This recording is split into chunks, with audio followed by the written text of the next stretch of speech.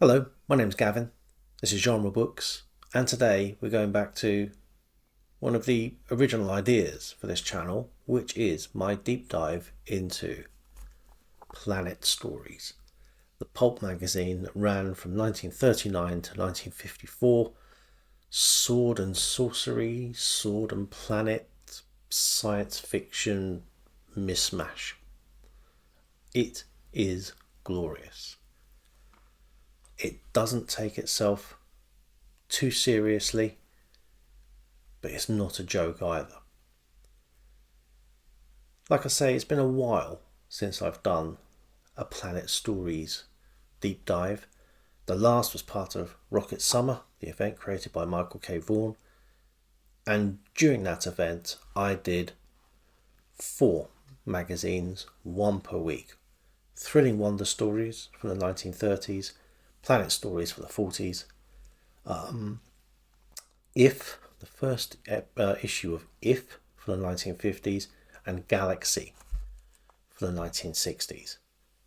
Now, when you get to the 50s or the 60s, they're more sort of digests rather than pulp magazines, but the spirit, I think, is still there. But having read that sweep of magazines for those 4 decades, you definitely see how things change. In the 30s, the enthusiasm is there. It's a little bit naive. In some cases, it's a little bit clunky. There is,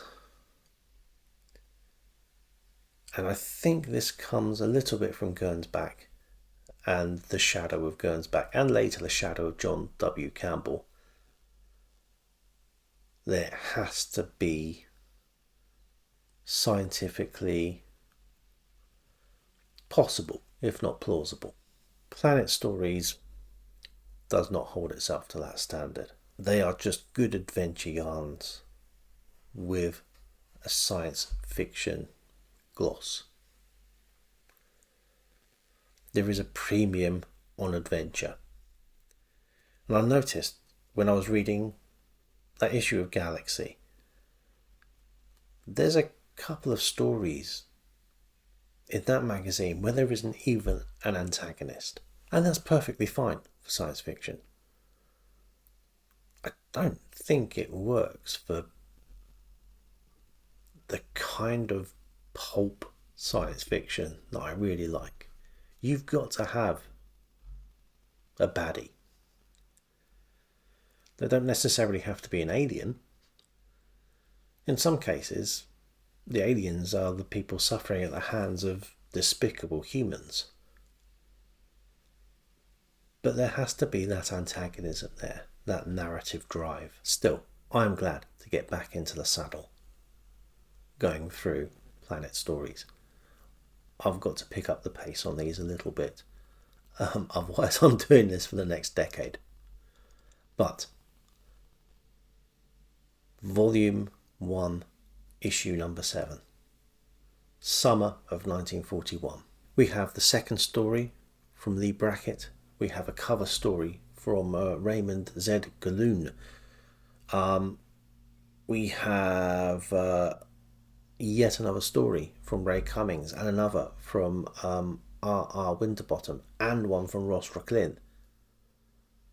The writer I want to focus on a little bit later today is Sam Moskowitz, purely because for a fairly famous figure in early science fiction, he did not write a lot of science fiction. But we'll come to him later. But we'll come to Moskowitz in due course. The main story is the Raymond Z Gallun. As I said, this is the cover story. This is Invaders of the Forbidden Moon. The Forbidden Moon in this case is Io. And we are following the exploits of Evan Harwich, who joins a couple of siblings, Clara and Paul Arnold, to try to get to Io. Many ships have tried to get to Io and are destroyed in the process. The sibling's father has found a way to do it. Arnold Sr. has died in the attempt, but it has given them the method to make a successful landing on the moon. But as they do so, someone nips in ahead and is there before them. And they ensconce themselves pretty quickly. The person who's done this is the antagonist of the story, and he has found, if not an Aladdin's cave, it's a pretty sparsely decorated place, he's found the genie in the lamp. And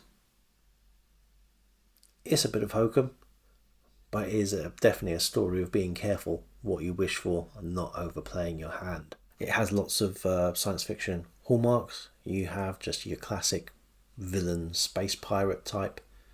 You have an abandoned world, or seemingly abandoned ancient civilization of aliens who were far in advance of humanity and no longer seem to be part of the picture. And you have the planetary romance tropes of course, Evan Harwich, our hero, falls in love with Clara Arnold by the end of the story. And needless to say, it's reciprocated. It's good fun, and I can see why it's the cover story of the magazine as well. It's the length and the scope of it is good. We follow that up with the offering from Nelson S. Bond. This is The Ballad of Blaster Bill. Now, I really like Nelson S. Bond's short stories. I think it might have been in the last issue. His story was definitely one of the standouts of the magazine. That was Shadrach. This is not a story, however. Well, it is a story, but it is told via the medium of poetry. And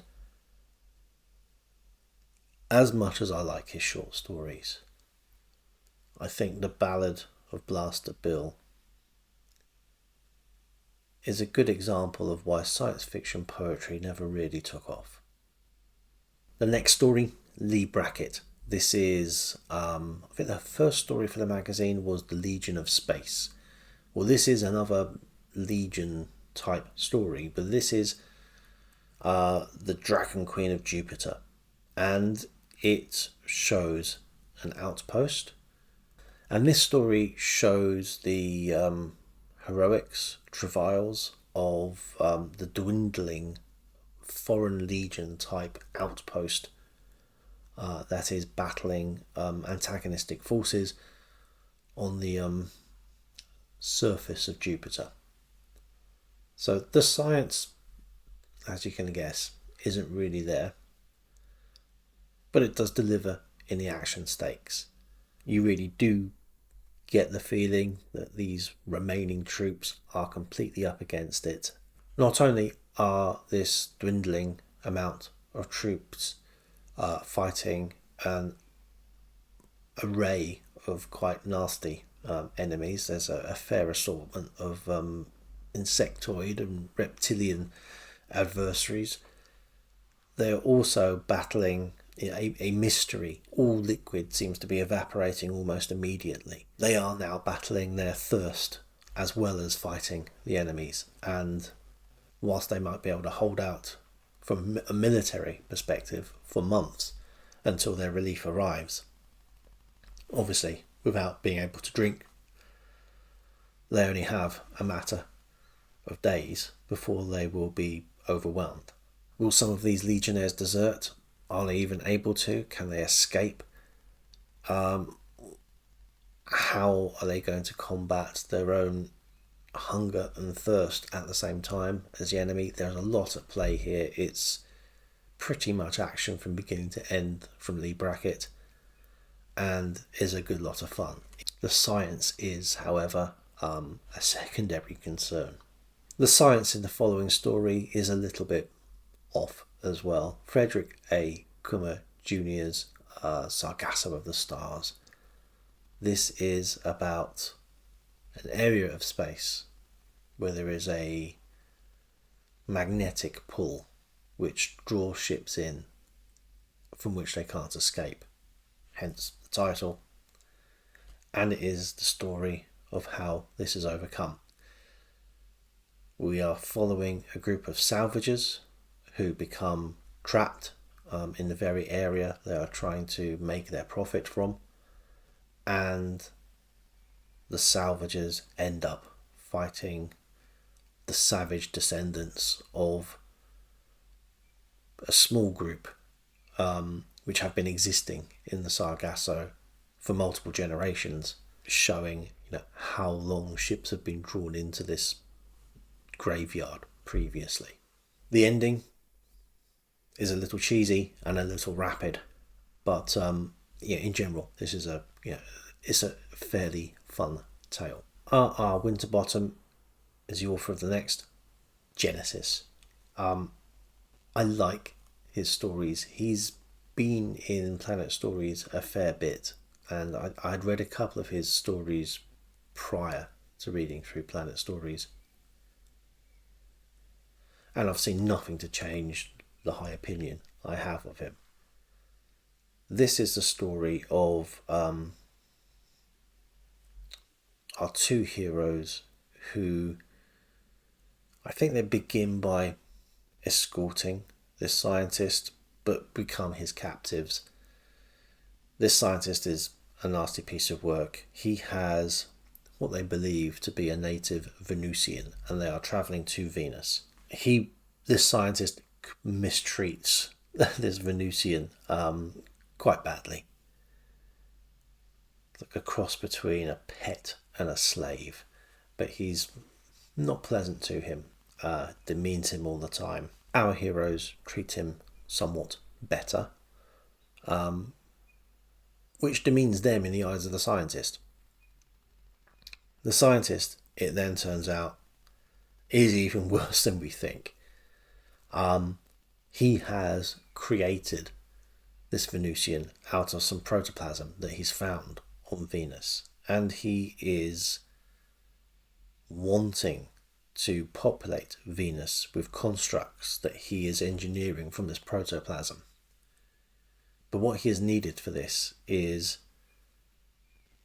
the literal bones to put this protoplasm around. And he thought that the easiest way of getting fresh bones there is to take some people there and kill them, which is what he is intending to do to our heroes. And it's a story of him against them. Our protagonists find this out too late to avoid being captured themselves, and find themselves at the mercy of this scientist and his creations. It's a simple enough tale, but really well done. The Sam Moskowitz story is next. It's called World of Mockery, and this is science fiction horror. Not horror from a gory, visceral perspective, but horror in a Twilight Zone mould.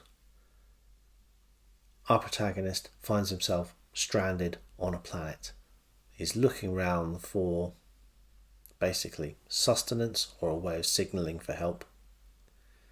What he finds is life forms on the planet which imitate him. It's not a long story, but it's quite punchy, and finds how he is driven more than a little loopy by the constant mimicry of the entire world around him. As I mentioned at the beginning of this video, Sam Moskowitz did not write many short stories. I think he wrote 7, 3 of which were published in 1941, so this would have been one of those first 3. 1 in 1953 and 3 in 1954. And that was his contribution to science fiction from a fiction perspective. And given how good this story is, I think that is a shame. But in Planet Stories, you are not disappointed for long, because the next story is Rocklynne. Now, I was watching Steve Donahue video this last week where he had also picked out Rocklynne from a science fiction anthology he had read for particular praise, and said that Rocklynne is a pen name. I didn't think that was correct. I went back and checked, and I think I'm going to say we're both sort of right. Rocklynne here is spelt Rocklynne. Rocklynne is the pen name for Ross Rocklynne, Rocklin. A bit weird to have your pen name as being a homophone for your actual name, but I'm not going to question it any longer. Suffice to say, Mutiny Aboard the Terror is another good story from Rocklynne. We have our hero, Captain Tani. I don't know if he's described as lantern-jawed, but you can probably imagine that he is. He discovers that his crew of ne'er-do-wells are using his ship to smuggle drugs. They've also engineered to have a stowaway on board and are planning to basically frame the captain. The stowaway sides with the captain. She sees that he is, she obviously sees his innate qualities. A struggle between the captain and the crew leads to the ship crash landing or being drawn into the ambit of a planetoid, and the ship crashes. The captain, his engineer, who is at this point injured and an elderly guy, probably Scots, they're usually Scots, and the stowaway jump out of the ship. They are aided by technology, which means that they can jump out of the ship and not die horribly.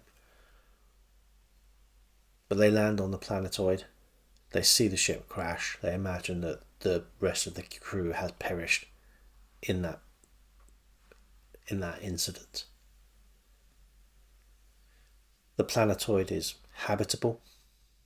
It's even got vegetation. They think they can probably survive on there, but they will need supplies. They arrange to get to the ship to start gathering supplies and find out that the mutinous crew are still very much alive. I won't say how the story ends, but there are some nice twists, and he's just a very good writer. And the more I read of him, the more I like him. I will probably try to find out more information about him for an upcoming episode of this Planet Stories deep dive. But moving on to a writer who I've already done a deep dive of, Ray Cummings, and his story here, Space Wolf. This is shorter than the other Cummings submissions to Planet Stories, and feels like a transplanted Western stroke frontier story. A prospector goes to one of Saturn's moons in order to mine a precious and rare mineral. Whilst there, he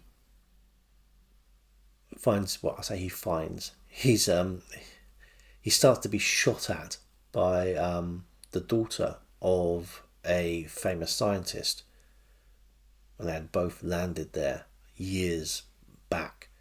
The scientist has since died.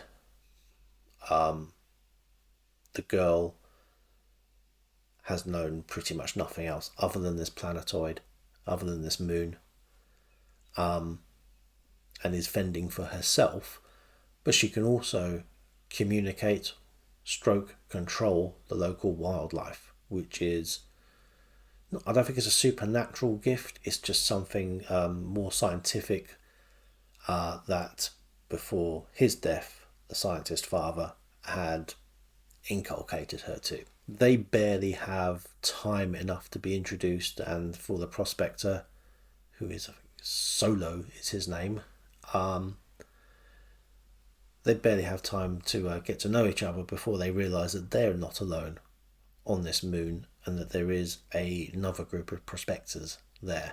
And yes, that's where the story comes in. It's short, it's fun, it's obvious that they're going to fall in love in that way. Even though I've not read a huge amount of Ray Cummings, you could figure certain bits out. His heroines also seem to look the same as well, or at least the same features are described over and again. But I do like there is pretty much non-stop adventure with Ray Cummings. I find it unfortunate that he comes into a lot of stick in the letters page of Planet Stories. People write in with their very forthright opinions on all of these short stories and the illustrations that accompany them. I've yet to see much of a cheerleader there for Ray Cummings. And I think lots of these people writing these letters don't know that Cummings by this point had been around for nearly 3 decades writing these stories. His science fiction short story output precedes the science fiction pulp era. I've gone through his bona fides in a previous video and I won't repeat them here, but I think he gets quite short shrift. The final story in the magazine is Proctols of Neptune by Henry Hasse. This is got quite a Burroughs or Burroughsian feel to it. A ship's crew, I think they are some kind of either law enforcement or bounty hunters. They're hunting down a space pirate who they never find, and I don't think is ever mentioned again. Instead of the pirate, what they find is that they are captured by the Proctols, who are a race of fairly nasty aliens who take them back to Neptune, and in front of the indigenous race of that planet, accuse this space crew of stealing a very venerated religious artifact, which they themselves have stolen. So they're framing our heroes. And it's a story of them being threatened with an almost sort of gladiatorial arena style punishment, but not in the way of getting to fight someone. This is just, we're going to put you out in front of an audience, you're going to be tortured, you're going to be killed. One of the crew is, and it's prolonged and horrific, and I'm surprised to read it in the magazine. It's not pleasant, but what begins as their story of hunting down a pirate becomes the story of them trying to escape from this maniac race called the Proctols. And that's it for the stories. I'm enjoying the letters pages more and more as the issues rumble on. In the last issue, there was a letter from Isaac Asimov, who, and I think I must have missed this bit, someone had just called him Ascension. They'd got his name completely wrong. And he was taking umbrage at this in a jokey way. But he's also doing this in a way to contact the magazine. And I think this is his first contact with the magazine, even though he is an established figure in the science fiction world, even by this point. Asimov does, I think, in a later issue of Planet Stories, contribute a story to the magazine. However, as I've said in previous episodes, Planet Stories are not one of the big payers on the market. And if you see a story by an established name, It's not likely to be their best because it's likely to be one that has been rejected elsewhere. I'd still rather take a bad Asimov story over Nelson S. Bond's poetry. But that was the last issue, issue 6. Issue 7 is people basically realising Isaac Asimov has written a letter. One of the letters this issue says, "This guy Asimov seems to be in every magazine. His letters are much better than his stories. I think you should illustrate them." If a new magazine comes out without a fan letter from Asimov, it's not a science fiction mag. There is another letter, which I'm not going to quote, but it basically trashes everything. He slates the illustrations. Other illustrators are so much better, you should get them to do some more illustrations and not the ones you had. Then he starts laying into the stories. Every story in the last episode was weak. This one wasn't very good. This one wasn't up to scratch. This wasn't as good as it normally is. And why do you keep employing this writer? Also, why do you only come out quarterly and not monthly? It's just such a bizarre final complaint. I hate your magazine, and why isn't it out more often? That's fandom for you. And I think fandom's probably the good segue to start to talk about Sam Moskowitz. As well as being a science fiction short story writer, he is a critic, he is a historian, but more than everything, he is a fan. He had probably one of the most impressive collections of early science fiction, which unfortunately was auctioned off after he died. But Moskowitz had been involved in the scene since a very young age. He was born in 1920. As a teenager, he organises a branch of the Science Fiction League, which was an idea for a group or series of groups of science fiction fans across the country, arranged by Hugo Gernsback, from his Thrilling Worlds magazine. By the age of 19, Moskowitz is the chairman of the first ever World Science Fiction Convention, or Worldcon. This is in 1939, and it actually forms part of the New York World's Fair of 1939.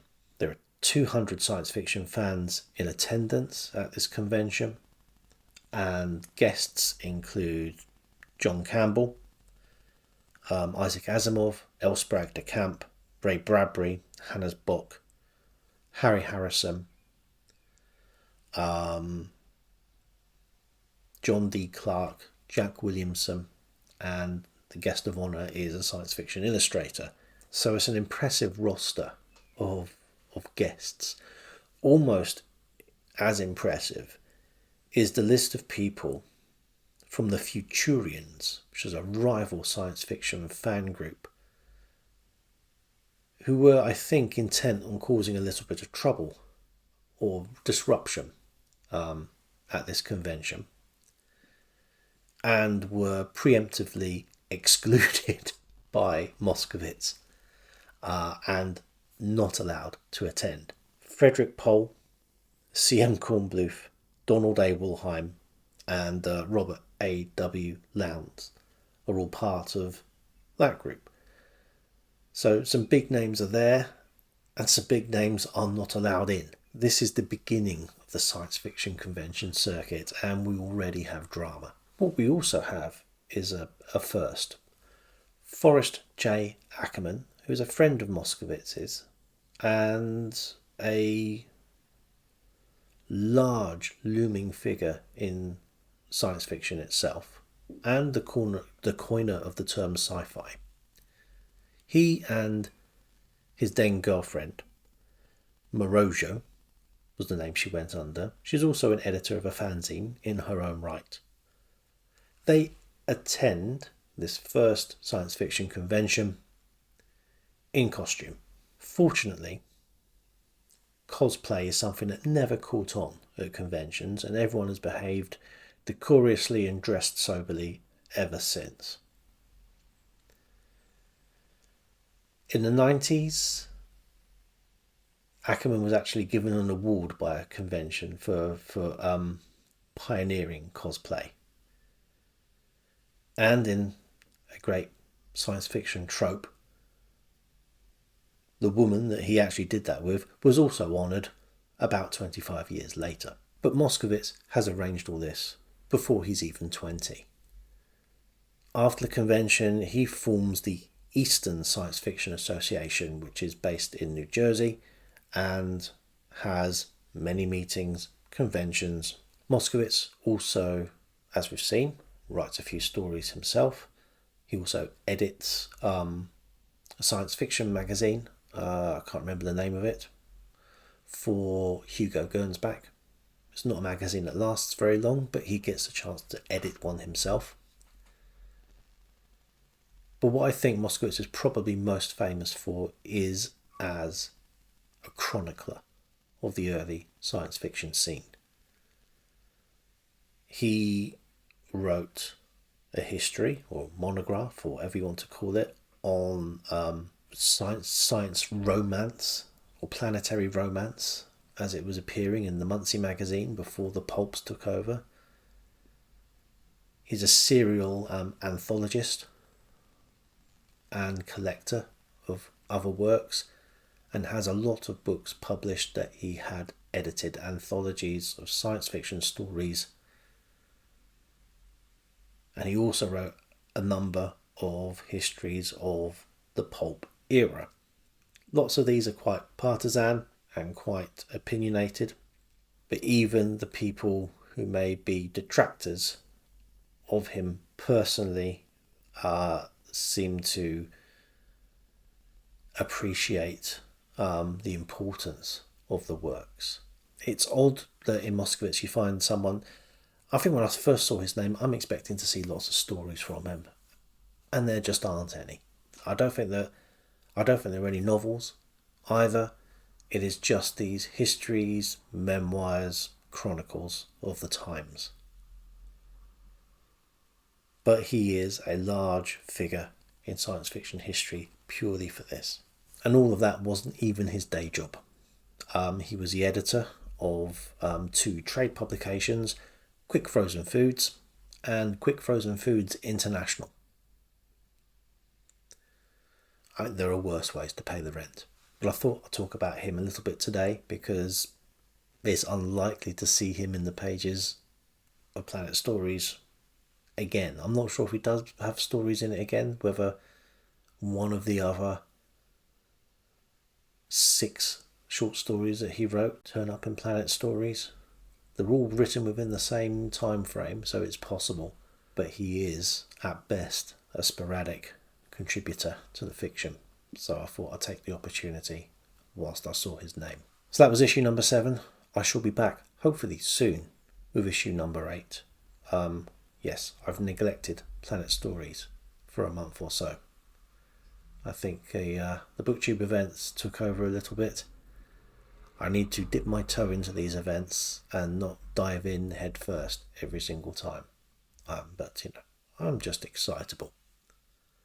Until next time.